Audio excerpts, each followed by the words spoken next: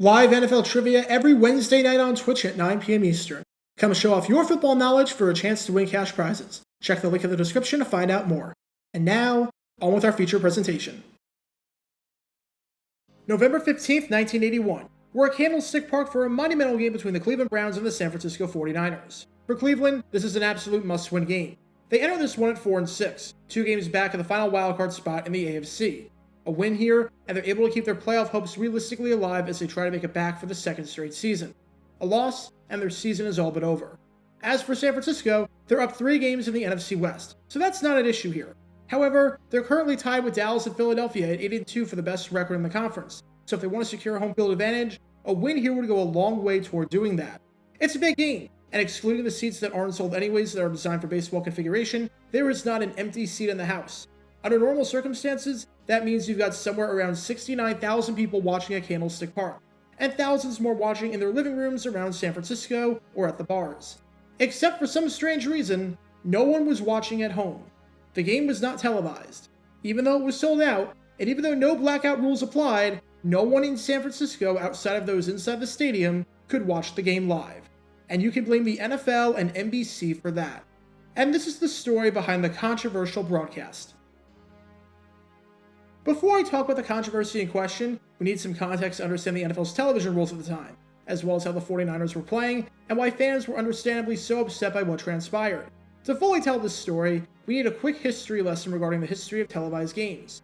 For years, the policy was simple and straightforward. If there was an NFL game played in your home market, you could not watch it on television. You had access to all of the road games, but for home games, if you wanted to witness it live, you either had to be at the stadium or you had to listen to it on the radio. Television was not an option. The main reason for this was skepticism that football was the perfect television sport, and the moment the league started televising home games, fans would stop showing up and would stay home to watch it on television. Most fans are going to choose their couch over a cold December day in inclement weather where you have to pay for tickets, parking, and concessions, and where your view might not be all that great. That all changed after the 1972 season. Along with the outrage from fans about this policy, politicians were equally outraged, especially after Washington made it to the postseason, and there was no way to watch the NFC Championship game in DC because it was blacked out. Facing tons of pressure, the league decided to lift the blackout policy for Super Bowl VII, allowing people in Los Angeles to watch the game on television. Lifting the restriction made no difference whatsoever. Not only did over 90,000 people attend the game, making it the highest attended Super Bowl on record at the time, but over 67 million people watched the game, making it the most watched Super Bowl on a single network ever. The experiment was a success. With that, before the start of the 1973 season, the NFL unveiled a new policy designed to get games on television, while at the same time preserve strong attendance. If a game sold out at least 72 hours before it was scheduled to kick off, then the game would be shown on television in the home team's market. If it wasn't, then it was blacked out. No longer would fans be completely out of luck with being unable to watch their team play. At least in theory, that was the case. But in 1981, for fans of the San Francisco 49ers, they were not as fortunate, through absolutely no fault of their own. There were some teams that were able to avoid this problem, and never had to worry about blackouts. Teams like Denver, Pittsburgh, and Washington sold out every game, and home fans who weren't at the stadium were able to watch on Sundays from their couch without any problem whatsoever. Other teams were not so lucky, and one of those teams was the San Francisco 49ers. The perfect storm for blackouts is having a giant stadium and a losing team, which naturally causes apathy. And entering the 1981 season, the Niners definitely met both of those unfortunate criteria. The last time the Niners made it to the postseason was 1972, nearly a decade before. They had just one winning record from 1973 to 80, which came in 1976. And the Niners ended the decade as one of the laughingstocks in football. From 1975 to 79, the Niners had 6 different men serve as the head coach. They had a 35-game stretch to close out the decade where they went 4-31. And in 1980, after it looked for a moment like things were turning the corner following a 3-0 start, they proceeded to drop 8 straight and finish the season with a 6-10 record. The blackouts reflected the frustrations with the fanbase, and here's a side-by-side comparison of home games that were televised versus games that weren't. Safe to say, it was rough. All but one game got blacked out in 1980, and that one was against an in-state team in the Los Angeles Rams who were coming off of a Super Bowl appearance. Every game got blacked out in 1979, every game got blacked out in 1978, including a home game on Monday Night Football. 6 out of 7 games got blacked out in 1977, and 6 out of 7 got blacked out in 1976. If you were a Niners fan, you either went to Candlestick Park every Sunday, or you got used to finding alternative ways to tune in, because there was no way to watch on television. But in 1981, as the Niners were turning a corner, That was all changing. Yes, the first 2 home games got blacked out, but as the team started winning, the fans started coming to Candlestick, and for the first time in what felt like forever, the Niners did not have a problem selling out games and lifting the television restrictions. Their 45-14 demolition and revenge game against the Dallas Cowboys sold out. Their 20-17 victory over the Los Angeles Rams sold out. And their 17-14 victory over the Atlanta Falcons sold out. 3 straight sellouts with no signs of slowing down. San Francisco was 8-2, and had won 5 straight home games to start off the season, so it didn't seem like the fans were going to stop showing up anytime soon. Fans all around San Francisco were now able to watch their team play at home. And that should have been what happened on November 15th for their Week 11 sellout home game against the Cleveland Browns. However, due to a major screw-up, that was not the case. In the days leading up to the game, every ticket was sold, so there should be no problem with showing the Browns 49ers game. And back then, this would have meant that the game was on NBC. There was no cross-flexing, so the rules were always the same for Sunday games. NBC carried all AFC games, and CBS carried all NFC games. For interconference games, determining which network carried the game was based on whoever the road team was. So if the AFC team was on the road, then the game would be carried on NBC, and vice versa. In this case, because the 49ers were the home team and the Browns were the road team, the game was going to be carried on NBC at 4 o'clock Eastern. However, that same weekend, the Oakland Raiders were traveling down to Florida to take on the Miami Dolphins. Obviously, the Raiders play in the AFC, so that game was going to be televised on NBC. On paper, you would think that this shouldn't pose a problem, since you would think that the Raiders would play at 1 o'clock and the Niners would play at 4 o'clock. Just have a doubleheader on NBC, and everything should be alright. You would think that would be the logical solution to this problem, which really shouldn't even be a problem in the first place. Except for the fact that NFL rules at the time stated that if a network was televising a game in the home market, the network was only allowed to air 1 game.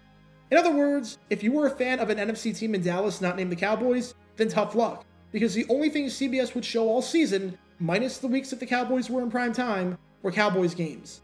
No doubleheaders on that network. It's also part of why if you were a football fan, living in New York during the 1970s was awful, because there were no doubleheaders, and the only games you got were the Jets and Giants games, which were not very good. There were a few options here, since both the Raiders and 49ers occupied NBC in the Bay Area for this week. Option 1 was to cross-flex one of the games to CBS so that both teams could be shown. That did not happen. That was against NFL rules. Option 2 was to try and submit a waiver to the NFL to get an exemption to allow for a doubleheader. The rule, in an absolutely archaic sense, makes some logical sense.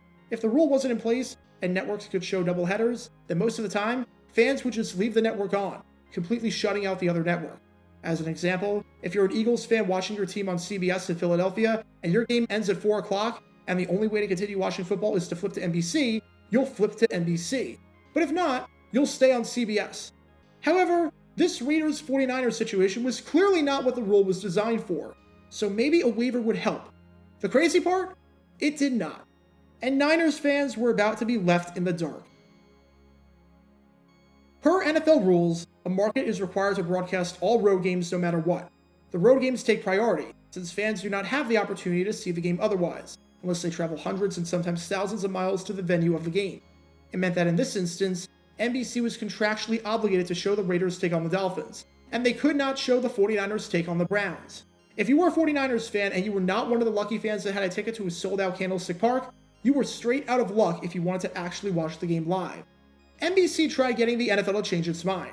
Naturally, they thought in this instance that the rule was stupid, that this was never the intent of the rule, and that denying people the opportunity to watch a sold-out game involving a team that's in first place in the division and fighting for home field advantage in the conference was absolutely ridiculous. However, when NBC executive Rex Lardner submitted a request, the NFL got back to him pretty quickly and said, nope, you can't do that. As Hinchbeck Jr., the league's director of broadcasting, stated, the league's position is quite clear and always has been. Under no circumstances have we ever varied. We don't like it when this sort of thing happens. We do everything we can to minimize such situations, but we simply can't be perfect. What I love about that statement is that this did not completely come out of the blue. Because there was no cross-flexing, and because the rules were set in stone, you knew this was going to happen. You knew when you designed the schedule that this conflict would happen, and this was entirely preventable. You would think that when you designed the schedule, you would have made it so that no matter what, whenever an AFC team was coming to Candlestick Park to take on the 49ers, the Raiders would have been at home against an NFC team or would have been in prime time. The solution wasn't rocket science. And yet, only 1 week before the game did the league realize, yeah, we kinda screwed up here, but rules are rules, and there's nothing you can do about it. The bad news for Niners fans was that they were completely shafted by NBC and the NFL here. The good news was that maybe the NFL was doing them a favor. For those who were there and got to witness what transpired on the field, they saw the 49ers lose in a close but somewhat boring 15-12 contest. San Francisco held a 12-5 lead going into the fourth quarter, but the Browns finished the game scoring the final 10 points, with Reggie Rucker scoring the game-tying touchdown from 21 yards out, and then Matt Barr drilling the game-winning 24-yard field goal with less than a minute left in the game. As a side note, if you want to learn more about the career of Reggie Rucker, as well as another controversy involving NBC broadcasts that Rucker was involved in, then click the card in the upper right corner. That was the lone touchdown of the game, as the Niners scored all 12 of their points off of field goals. The bad news was that it was the first home loss of the season for the Niners. The good news was that it was the last time the Niners lost a game all season, as they won their final 5 games to end the regular season, and then won Super Bowl 16 to win their first title in franchise history. However, there were still Niner fans that wanted to watch this game. Maybe they wanted to see how the loss played out. Maybe they saved themselves from spoilers, which was hard but was still way easier back in 1981 than it is today in 2021, and wanted to see how the game unfolded. They were in luck, because they were able to watch the game on tape delay at 11:30 at night. That's right. The game was going to start 30 minutes before midnight, meaning that it would wrap up around 2:30 in the morning, on a day where people would have to get up early for work and school. They couldn't even do the tape delay for that night on a reasonable hour. They had to do it at midnight. Obviously, a situation like this will never happen today. These restrictions have been loosened, and the blackout rule no longer applies. The NFL cares way too much about television and advertising dollars to ever flat out not televise a game in the home market again. The whole situation just seems absurd looking back on it. There was a very easily identifiable problem and a very easy solution to implement to fix the problem, and the NFL and NBC just decided not to do anything about it. I think it's safe to say that when it came to this broadcast, they dropped the ball big time. Get your official Jaguar Gator 9 merchandise by going to jg9shop.com, and be sure to like this video, ring the notification bell, subscribe down below if you haven't already, as it helps the channel out a lot, and be sure to check out Twitch every Wednesday night at 9 p.m. Eastern for your chance to play NFL Trivia and win cash prizes, link in the description below. If you want to see videos like this condensed down to 60 seconds, then follow me on TikTok at JaguarGator9, and subscribe to 60-second NFL History on YouTube. To see highlight videos of players throughout the history of the NFL, subscribe to JG9 Highlights. Also, special thanks to all of our Patreon supporters for helping out the channel. Your support is greatly appreciated. See how you can become a patron and request future video topics in the description below.